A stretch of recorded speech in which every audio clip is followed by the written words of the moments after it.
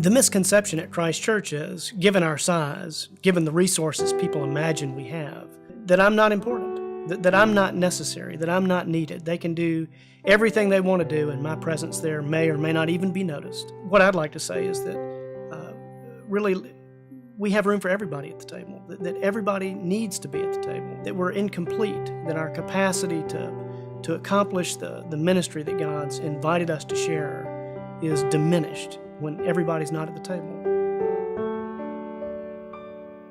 When we gather around the table, we've come to receive gifts, and so the very first thing that we do is to offer our own thanks. I think the world teaches us that resources are scarce, and what we give thanks for at the holy table is the abundance of God's love and presence in our own lives. There's no scarcity. God's love and abundance for our lives is overflowing. The natural response to receiving a gift is to want to share the gift. And so one of the blessings that we have at Christ Church is a desire and a willingness and an ability to move out from the table from which we've received gifts and expand that table.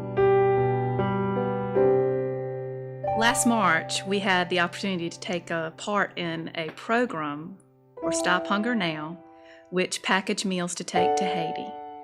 In 45 minutes, we packaged over 40,000 meals. I think we were all so blessed to be a part of that and to know that those people, over 40,000 people in Haiti, were going to be fed for our work that day.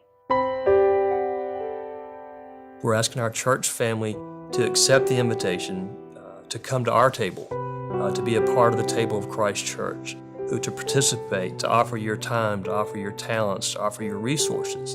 And when we do that, when you make that commitment, it is truly Christ Church. It's truly our community. It's our world. We've made a better place. Our faith is stronger.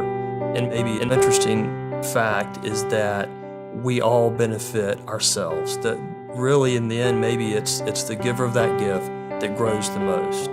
And we grow, we learn, our faith is stronger, and our community is better off as well. Our church is better off, and our world's better off. How would we ever begin to thank God for the gifts that we've received? What could we ever do? We've been showered with gifts that we didn't earn, we don't deserve. It's just a gift. It's just grace. And so the first step is to just accept the invitation, just to come join us at the table. And then the challenge, I think, is overcoming the perception that somehow what I've received is finite, and that what I have for myself is going to be lessened or diminished when I give away some of it.